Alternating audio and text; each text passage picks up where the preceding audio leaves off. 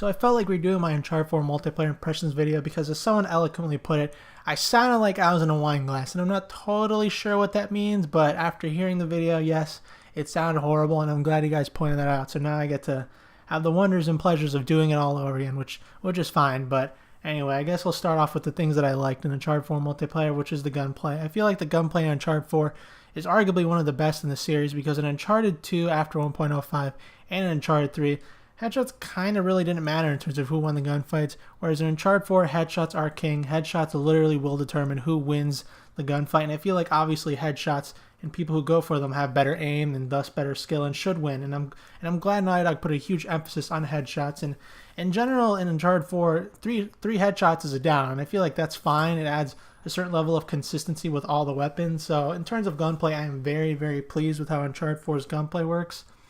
In terms of the gun balance and the meta, I feel like this is one of the most balanced multiplayers for Uncharted yet. I mean, yes, in the beta, the Metler was absurd, but they toned that down in the final game. Maybe a little too much to the point where the Para was maybe a little bit better than the Metler, but recently they buffed the Metler and it's back into the foray. And you can pretty much use any long gun and quite a few sidearms and just do just fine with them, whether it be the Para, the Micro, the new AUG wall. I mean, another thing that shocked me was the DLC weapons. I was assuming with the addition of DLC weapons, Naughty Dog was either going to introduce horribly unbalanced weapons or horribly useless weapons, and that just isn't the case. The Arrowhead, the P90, the AUG wall pistol, the other 3-shot pistol, which I can't really remember the name off the top of my head, all of them are completely viable, not absurdly broken or absurdly useless. And if Naughty Dog's going to continue to add more weapons into the game, and they're going to continue down this trend, then I'm pretty comfortable with them doing so, because that was one of my biggest concerns when I heard about them adding guns. They're just going to mess up the meta completely, but the meta is in a perfectly healthy state. You can pretty much use anything and do fairly well with it, and I think that's a good thing. Another thing I very much enjoy about Uncharted 4's multiplayer is just the fluidity of the cover system. The fact that you can like seamlessly vault over cover and just taking cover in general feels very smooth, very crispy. One thing I do have a problem with is, like, they might have fixed it already, but when you would aim from cover, you try to get out of it, it was a little clunky. Like I said, they might have fixed this recently, but it was a little awkward. But the cover system's not completely perfect, but overall it's very snappy, it's very smooth, and I very much like that.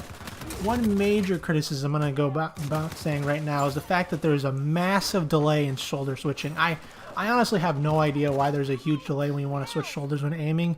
It wasn't in Uncharted 2, it wasn't in Uncharted 3. Switching shoulder was very snappy and responsive in those multiplayer games, but in Uncharted 4, you try to switch shoulders while aiming, and you gotta wait like 20 minutes. Like, I have no idea whose design choice this was, but hopefully this gets addressed soon, because it just doesn't really make much sense.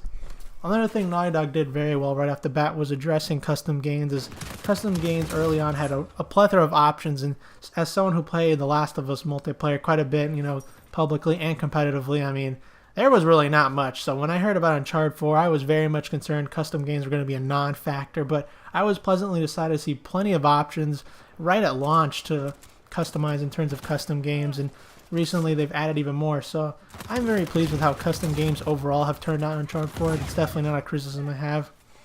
In terms of map design in Uncharted 4, it's alright. I mean, the map design has to have changed because in Uncharted 2 and Uncharted 3, as everyone knows, there was a huge emphasis on weapon pickups, and in Uncharted 4, that's just not there anymore.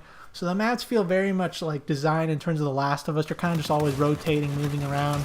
So that's kind of how the maps feel. And to be honest, outside of maybe Auction House, I don't really have any particularly fondness to any of the maps. That being said, the only map I truly despise is, I want to say that one pirate map. I don't really remember what it's called on the top of my head, I'm sorry, but it's pretty bad, and it's mainly because it's very enclosed, very cramped, and that map basically just boils down to who blind fires the most, and that's kind of unfortunate, seeing as how in the private beta and in the public beta, blind fire didn't feel as strong as it did in the final games. I mean, if you've played Uncharted 4 multiplayer, if you've seen the forums, you know that everyone had a huge problem with how blind fire turned out, and I never really saw anyone saying much of that in the private and closed beta. So in general, the way Naughty Dog handled hip fire, blind fire, whatever you want to call it, in the final game is a little disappointing, and that kind of ruined the flow of just gameplay and certain maps in general, because if they're very cramped and enclosed like that pirate map, you pretty much just had to blind fire the whole damn match and you'd do just fine, and that's a bit unfortunate. I know Naughty Dog has done steps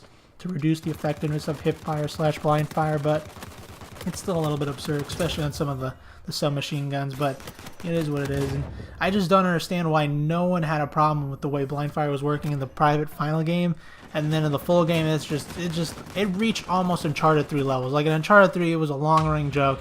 Just hold R1 and you're all good. I mean, you really didn't have to aim. And Uncharted 4 almost reached that levels of disgusting for a bit. They recently toned it down. I still feel like it could do a little bit more toning down, because I actually love the public and private beta where everyone just had to aim, and blind fire was kind of like a last-ditch thing.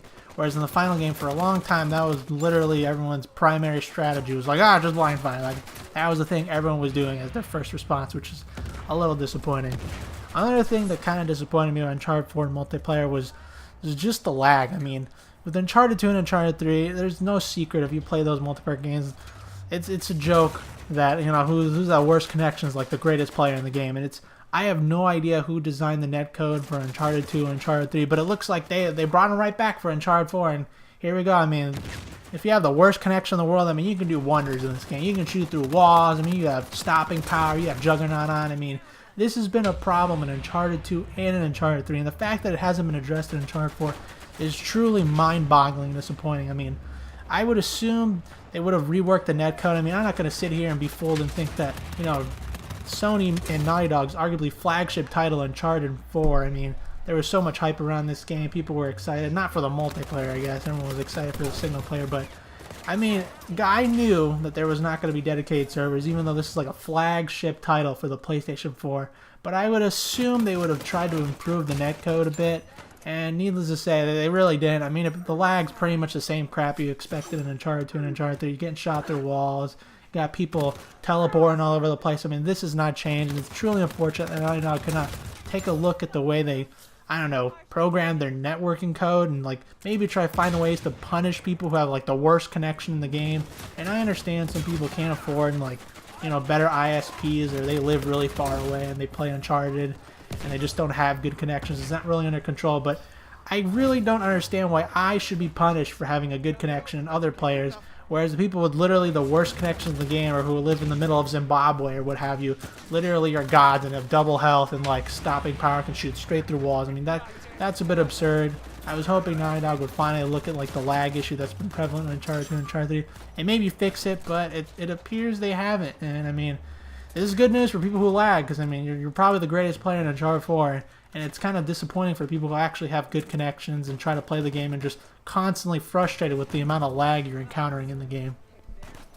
But I mean, another thing that people were very much concerned about were mysticals and sidekicks and what have you, and to be honest, I was very, very much concerned with mysticals, but I can understand why they added them in the game as far as like, you know, Uncharted and the legacy of it, because I mean, the statue of El Dorado and the Chintamani stones, some of the other ones I don't really know where they came from, the books or the webcomics or something, but I can completely understand why they added mysticals in the game. This is supposed to be kind of like a send-off for Uncharted, and like all these little mystical things kind of have a context in terms of the single player.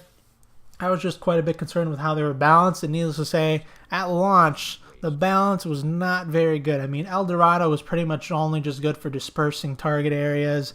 You had Indra's Eternity, which was horrifyingly broken and spammed all the time. You had the Chintamani Stone, which was broken in the beta, and they did nothing about it in the final game until recently. They finally changed it to where you only get one stone per purchase, same with Indra, and I feel like that was a very smart move.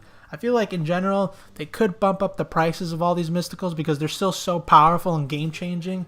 And it would kind of, like, one thing people criticize is like, oh, I want classic mode, and I understand that criticism. But me personally, I just feel like mysticals could be in the game as long as they weren't being consistently used as they are in most matches. I mean, every now and then is fine, but I don't want to see them spam. Like, if I have to deal with them, that's fine every now and then. Use them in clutch moments and, like, 3v1s, toss a ninja or something. Or use an El Dorado, which, to be honest, El Dorado could use a slight buff since it's just not that great and it's very expensive. But I feel like they have a place in the game. I just don't want them to be spammed as much as they were at launch. And now you still kind of see them being spammed. I mean, you can still see Indras and Chintamani Stones being spammed in the game.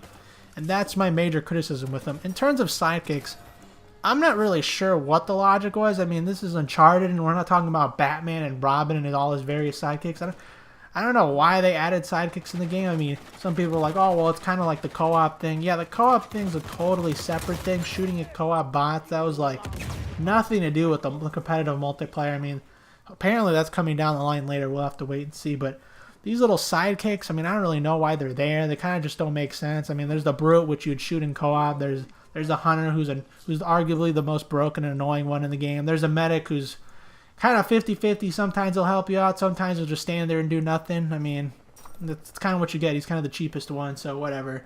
And then there's a Sniper, who's actually pretty useful if you use him in certain situations. But in general, I just don't understand the point of sidekicks and what their context is in the Uncharted legacy or the universe. I mean, they're just kind of generic bots. I mean, you shoot them, they can kind of be useful. I feel like they should have been left for the co-op. And in general, I mean, I don't have a problem with them so much because you can actually kill them, so they're not absurd like an Indra where you get hit by one and you're kind of just screwed.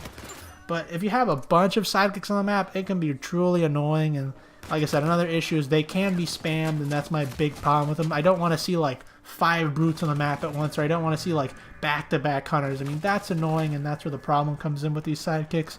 But in general, I just don't understand why they're in the game. They kind of just add a more annoyance to the game, and if you team shoot them, you can melt them pretty quickly.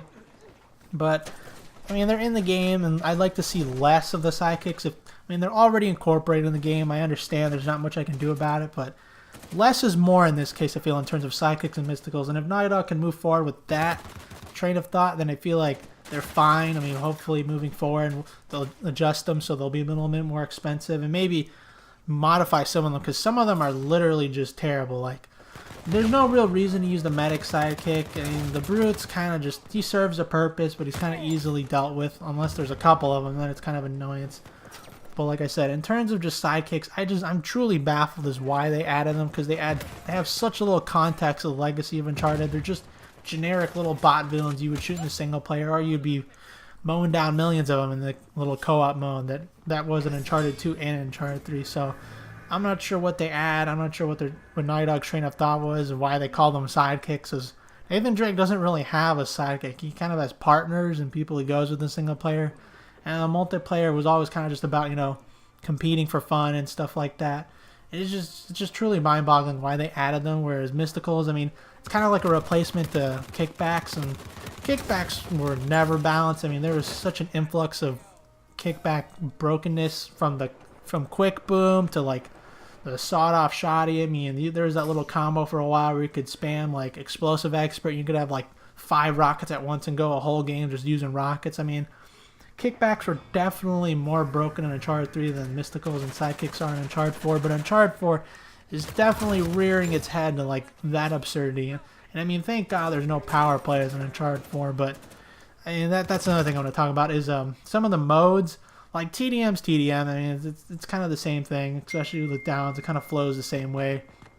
Command is basically Turf War with a power play. I'm not truly sure who thought Command could use, you know, or like Domination essentially is who thought Domination could use a power play. Like, let's just mark a random guy and like have him be seen by everyone on the map and get a bunch of points and like have some comebacks. I'm not sure what Naughty Dog's mentality is, where punish the team that's winning. I mean, if you're winning for a reason. Why would you punish the team that's winning and give the losing team like a slight edge to like catch up? I mean, I understand you want close matches, and if you really want close competitive matches, there are plenty of ways to do it in customs. Like go join a ladder on game battles, UMG, all that stuff. But in public games, it should just be the winning team is the one winning, and then the losing team should not be getting any free handicaps like a captain, like someone getting marked and getting killed and getting a bunch of points. I just truly don't understand the logic. But I mean, that was something that was introduced in Uncharted 3 with power plays, and unfortunately it sort of reared its head in Command. Thankfully it's not in TDM or anything like that. And then Plunder, I love Plunder. Plunder was one of my favorite modes in Uncharted since Uncharted 2, but it was unfortunate that at launch Plunder was pretty much unplayable because of the glitchiness, and you'd have people picking up the Plunder and scoring, and then it immediately would respawn in front of the chest. I mean, I don't know how that passed testing over at Naughty Dog internal, but I mean, it did, and it was a problem, and it was a problem for like a month or two until eventually they finally cracked down on it. So that's disappointing. Another thing I want to mention about the launch of Uncharted 4's multiplayer is it was not very smooth, to say the least. I mean, I can honestly say that Uncharted 2 and Uncharted 3's multiplayer launch were much smoother than Uncharted 4. I mean, Uncharted 4 was plagued with tons of glitches. The leaderboards didn't even work for months. I mean, it was just all whacked out. And I'm not sure how in this day and age you can launch a game in such a mess, but I mean, it's been happening with every major launch title, and at this point I'm shocked usually that if a game actually comes out in a working, fully non-messed up state. And Uncharted 4 is one of those games that just didn't really launch very smoothly. It had plenty of problems, but I mean, they've been ironed out. But like I said, it's disappointing to see a game launch these days, especially one that I was looking forward to so much as Uncharted 4 in such a mess. But like I said, overall, I do kind of enjoy Uncharted 4 regardless of the faults. I'm curious what you guys think about Uncharted 4. I will be doing a separate video strictly focusing on the competitive scene of Uncharted 4 and what the problems I feel are with that game. But that's it for this video. I hope you guys enjoyed. I'll see you guys later. Peace.